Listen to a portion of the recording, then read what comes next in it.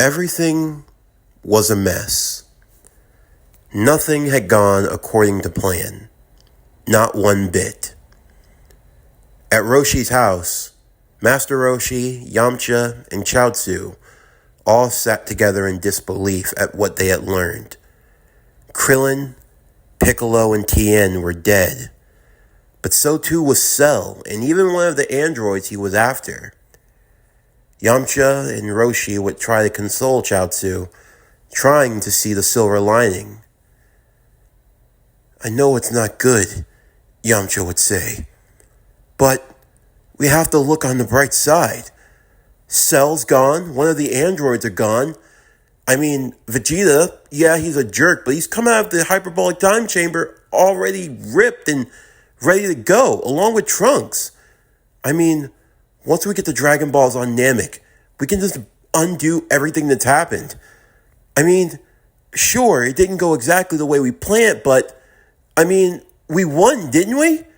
We won, guys! We won!" "I don't know about that," Roshi would say. "I have an uneasy feeling in my bones. Something tells me that this whole ordeal is far from over. In fact, I have a feeling that we've only barely reached the tip of this iceberg, and now the descent is what awaits us." Vegeta had left from the lookout along with Trunks and Cheetah, as well as 18. They were going to find a place to have their rematch, and for Cheetah, she was going to inform Trunks on everything that happened so far. For Raditz, Goku, and the others, they were still reeling from the losses that they had incurred. There was also 16 who was badly damaged as well. He wasn't sure of what to do. "Kakarot! We suffered losses, yes, but we still have a chance to make things right. Like you said, we just have to find new Namek, find the Namekian Dragon Balls. If we can wish back Piccolo, then maybe we can get back our Dragon Balls, and it's not going to be enough. Even if Piccolo comes back, we don't have our Dragon Balls anymore. But what about if we were to find a new Guardian of Earth? If Namekians can make Dragon Balls, then is it a possibility that a new Namekian could restore the old Dragon Balls?" "That's not a bad idea," Chi-Chi would say. "Yeah, Uncle Raditz, that might work." "I was thinking about doing that," Goku would say. "Perhaps that's our best course of action. I'll get into contact with King Kai. Maybe we can find out where New Namek is, and from there, we can find a way on getting there and getting the Dragon Balls." In the meantime, what happened was an exchange of information. Goku and the others at the lookout getting into contact with Bulma and the others at Capsule Corp, and those at Capsule Corp getting in contact with Roshi House. Everyone was being briefed on the full situation, for better and for worse, as Victor would shortly arrive to Capsule Corp not too long after. Of course, he would have to explain why the shutdown device had gotten destroyed, but Victor would just give off the excuse that in his excitement he accidentally crushed it. Of course, Bulma wasn't too pleased with this, but technically speaking, it wasn't like they needed it anyway. One of the androids that they had to shut down was gone. The other one was about to engage in combat with her now newly powered husband, and well, safe to say it wasn't going to end well for her. So for Bulma, it seemed like the worst had been abated. In the meantime, they would ask for Android 16 to be brought in to have a look over, and Donna would agree to bring him there. With that, she would carry the injured android as they would fly their way to Capsule Corp. Meanwhile, Vegeta would engage in his rematch with Android 18. In the fight, it would go much differently than the first time. 18 was angry. She had lost her brother, her other half, her everything. And now she had to deal with the smug, arrogant prince, who was taking everything she could throw at him. It wasn't doing any good. "What's the matter? I thought you had so much more fire than this. Is the bucket of bolts in need of a tune-up?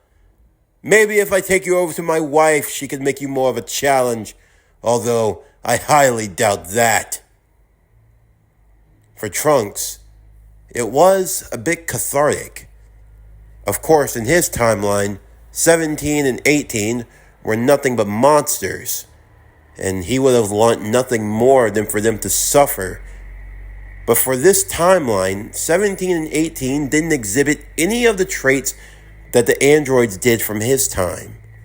And as such, seeing them suffer now, it left a weird conflict of interest. When he heard what 17 had done, he couldn't believe it.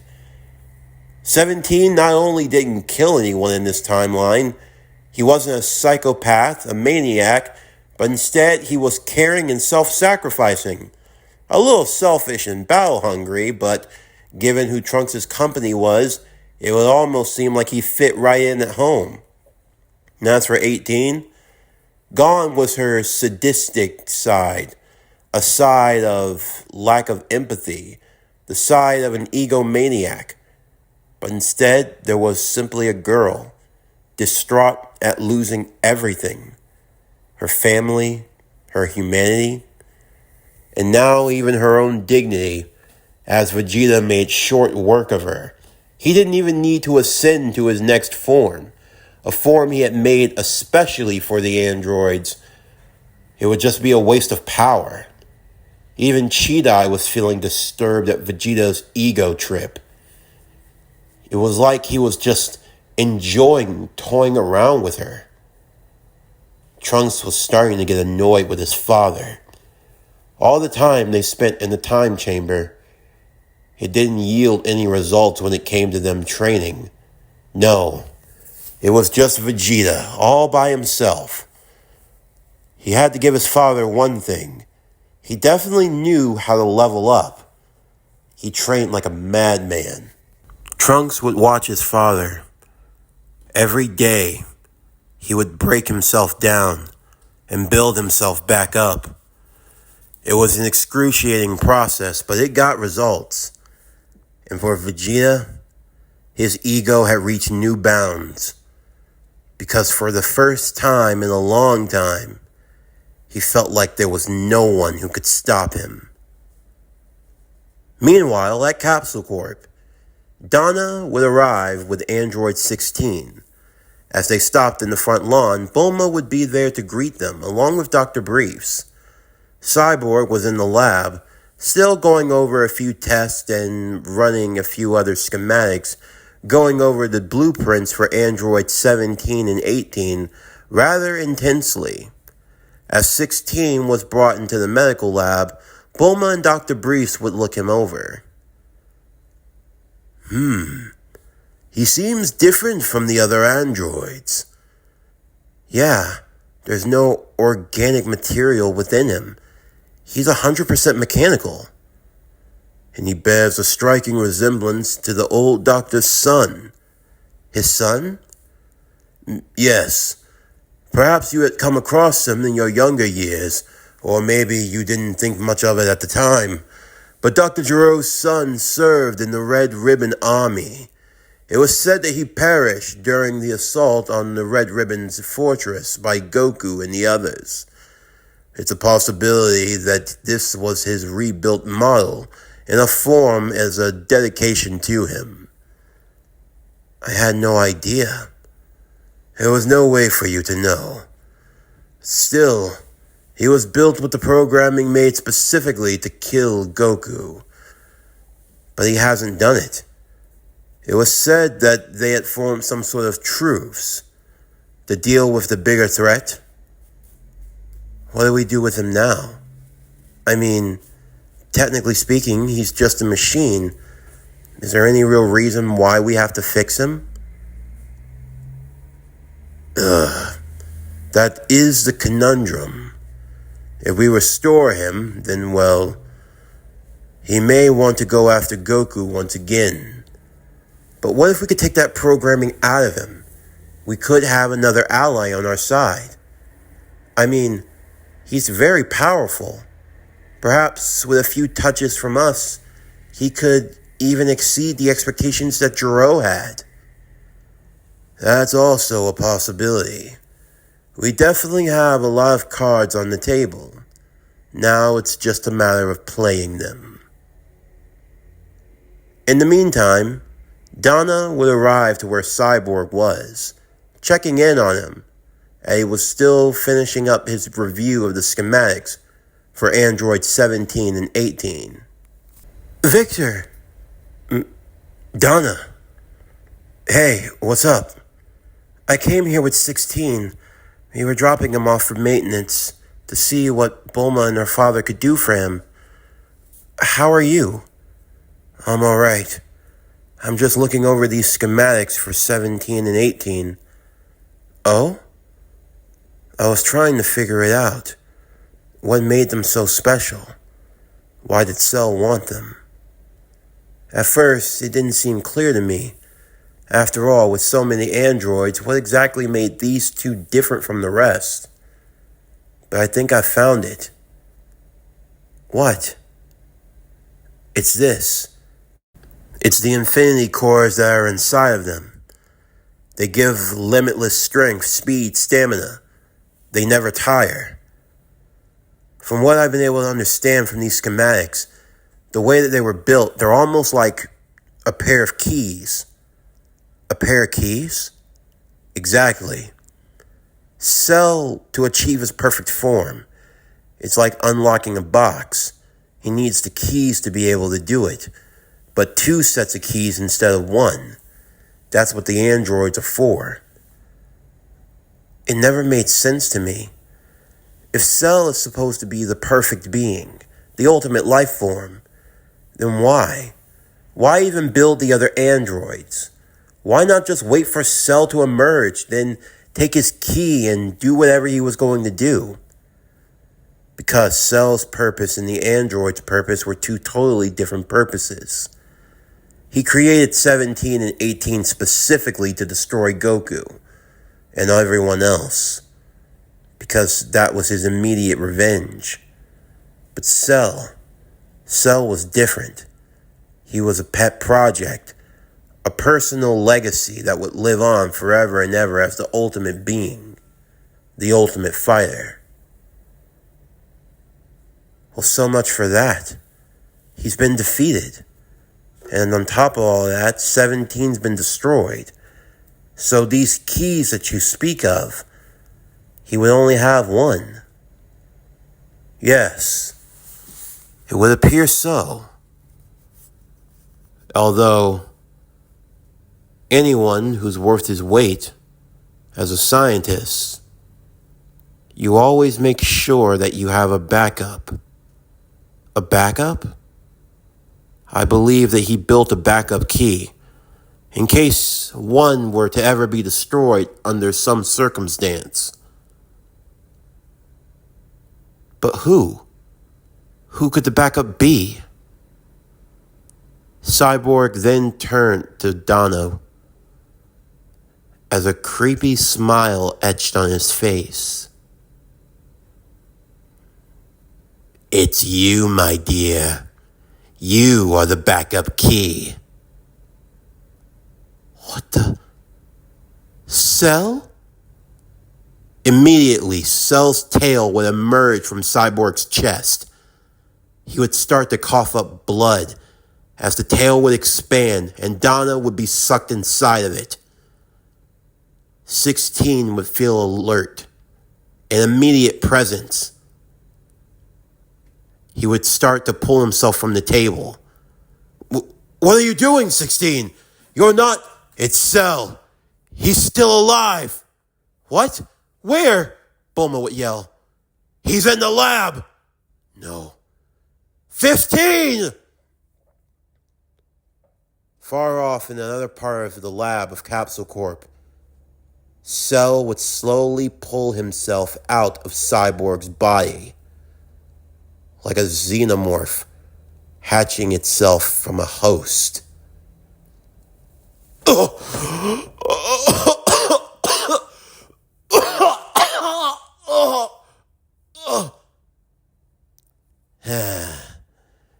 It seems even for a bucket of bolts and garbage, you proved useful to the good Dr. Victor. For that, I am grateful. How did you? As long as there is a piece of me, I will always live. But I had no intentions on waiting for years to reemerge. So I decided to expedite the process by burrowing myself inside of you. I was able to feed on your mechanics, all of your data, all of it was given to me. And now, I finally have a chance to achieve perfection. As you, Donna, you will be mine. With that, Donna was absorbed by Cell. The lab would begin to explode as Cell would reach a new tier of power, his body beginning to morph and change into a smaller, more slender version of semi-perfect Cell, with a more of a feminine charm. This is exhilarating. Amazonian android. So, this was the spare key. I believe I've gotten more than what I ever could have achieved from 17. And how fortunate that 18 still lives and is currently engaged with the Prince of all Saiyans. 16 and the others would emerge into the room as Cell would launch off a massive explosion before leaving, heading straight to the battle. They saw Victor lying on the ground with a massive gaping hole in his chest. His circuitry was all but ripped from him. This isn't good. We're gonna lose him.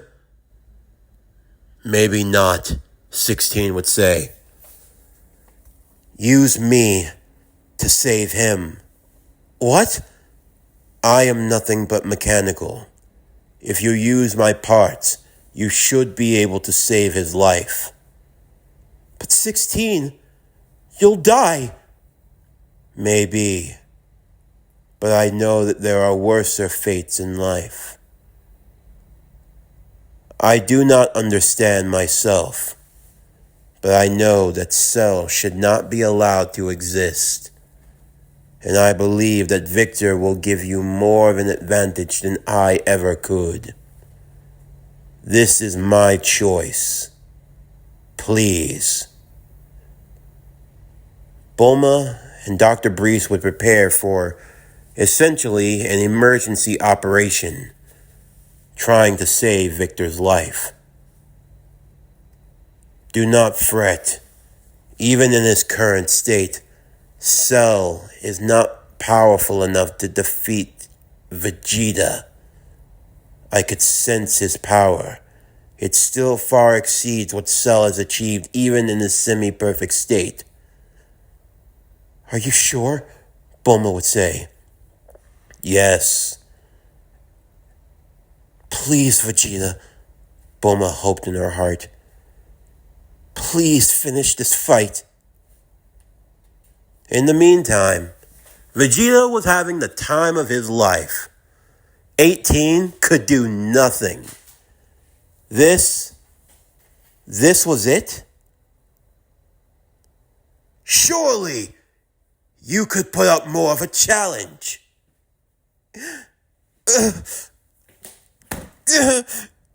Father, Trunks would say, don't you think this is enough?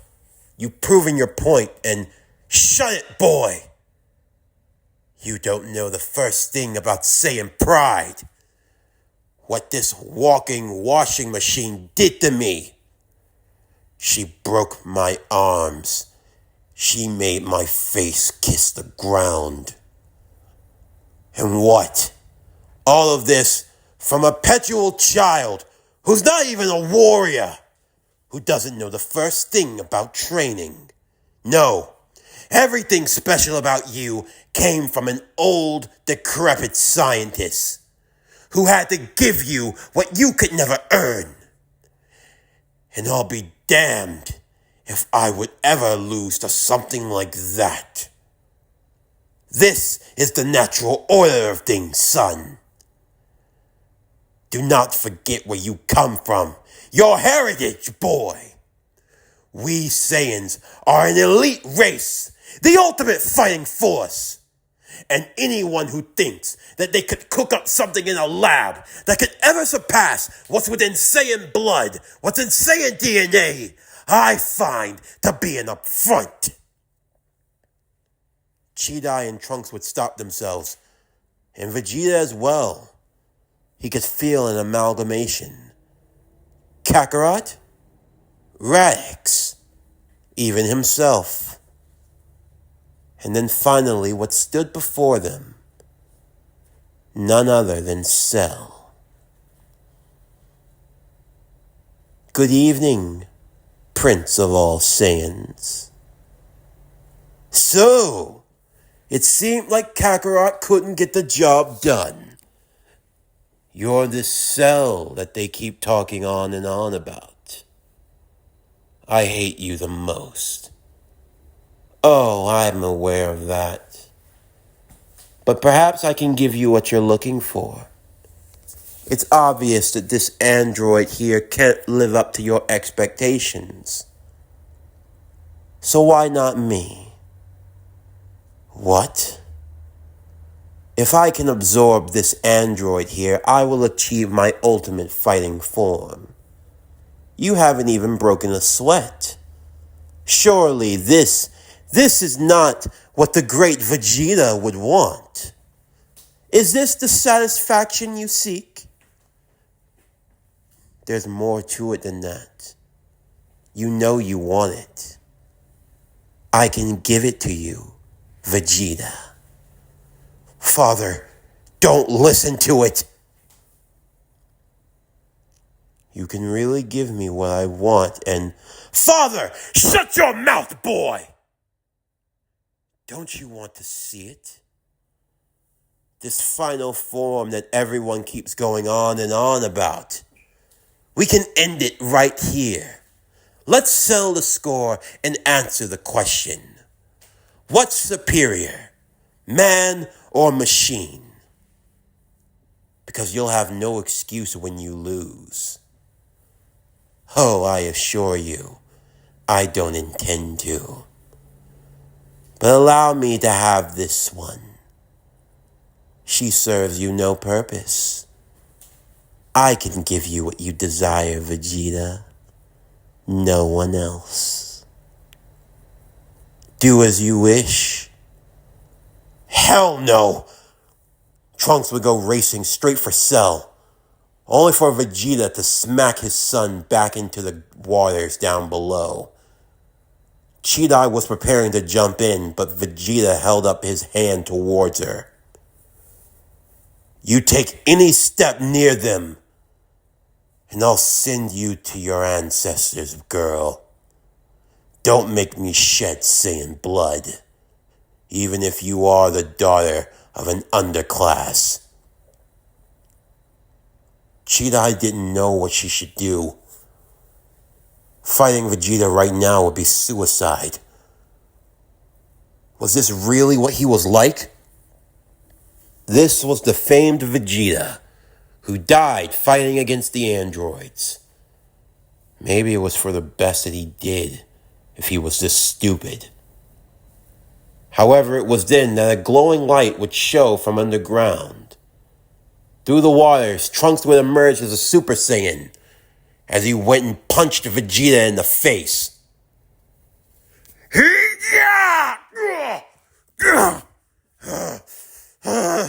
You stupid, arrogant man! So, the first time you decide to get a backbone, and it's against your own Shut the hell up! I've watched enough. People die, and I'll be damned if I'm gonna let it happen again. Is that right, boy? Ugh! Trunks would punch Vegeta once more. Jedi! Get 18 and get her out of here!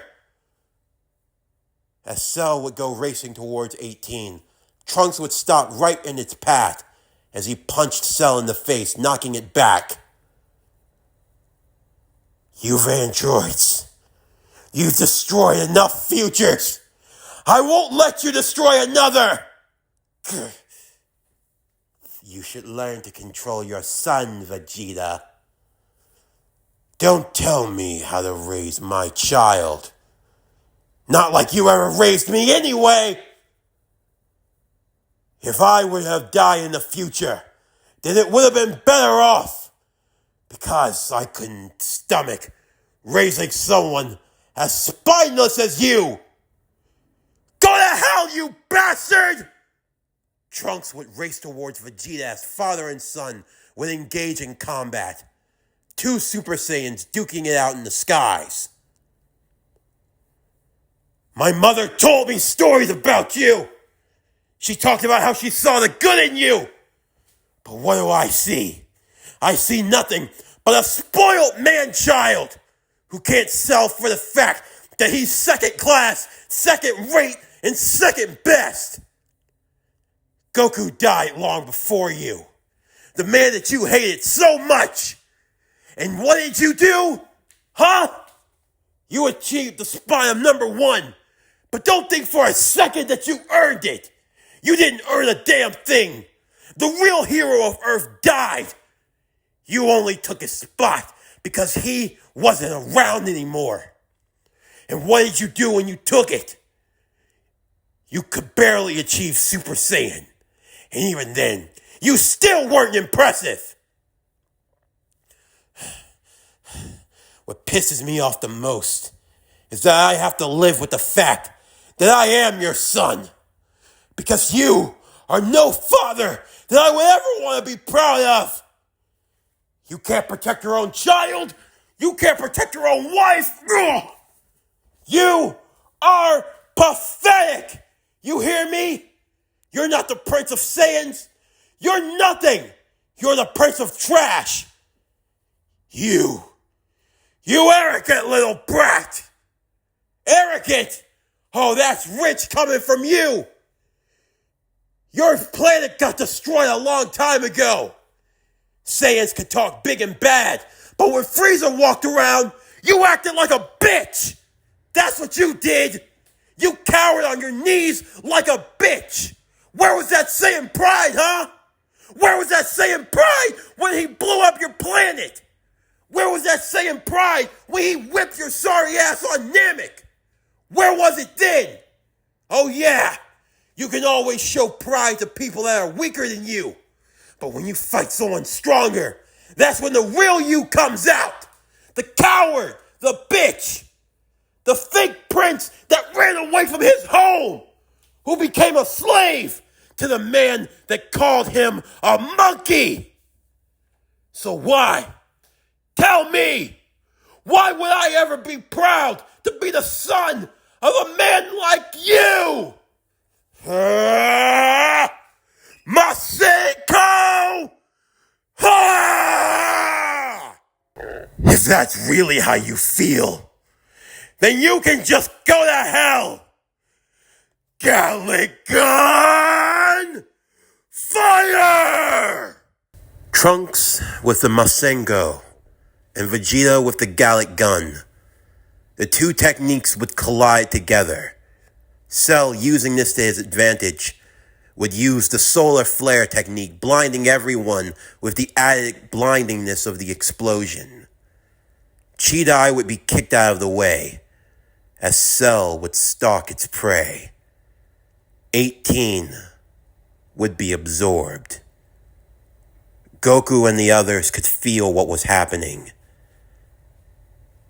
Cell had returned, and somehow, some way, Cell had achieved perfection. Vegeta and Trunks would stop midway in their battle as they watched.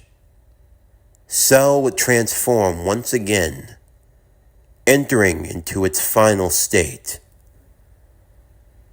It was through rather unorthodox means, but Cell had finally achieved perfection. This is new. I have to say, I'm even more perfect than even I could have ever anticipated. Although, this does feel a little more effeminate than even I would have expected. The results are still the same. Beauty, brains, and brawn. It's all become clear to me now. Thank you, Vegeta Senpai. This is the perfection that you spoke about? I'm not all impressed. Why don't you come down here? Let's play a little while. Just as in the original timeline, Cell would make short work of Trunks and Vegeta. Although, at least by the end of it, Trunks was left standing. Vegeta not so much. And right now, no one felt like helping him. Once it was over, though, Trunks was prepared for the worst. Cell had achieved perfection, and there was no one that could stop her. Is this the part where you kill all of us? No, Trunks. Far from it. I was able to look through Android 15's memories. I think it's time you take me to the lookout. Wouldn't you say? Goku and the others would be stunned as Trunks, Chidai, and the new perfect Cell would arrive. Cell was now going to be taking a more feminine role. It was a part of her nature. Having the Amazonian in 18 now, it really leaned everything towards the other chromosome, although the plot stayed the same. Goku, Goku, Goku, as I live and breathe. I have to say, my new upgrades have me seeing you in a whole new light. Diana wasn't sure if she should be scared, angry, jealous, maybe all of them and more. For one, a killer android was eyeing her husband like the last chicken wing on a plate. And that was more unsettling than anything else. How did you? It's a long story. But all you need to know is that I have arrived. So what now? What happens next? I think we have fun. I was always enamored with your concepts of a tournament of fighters. Why not do something like that?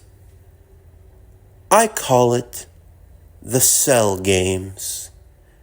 Except it won't be a tournament of individuals, no.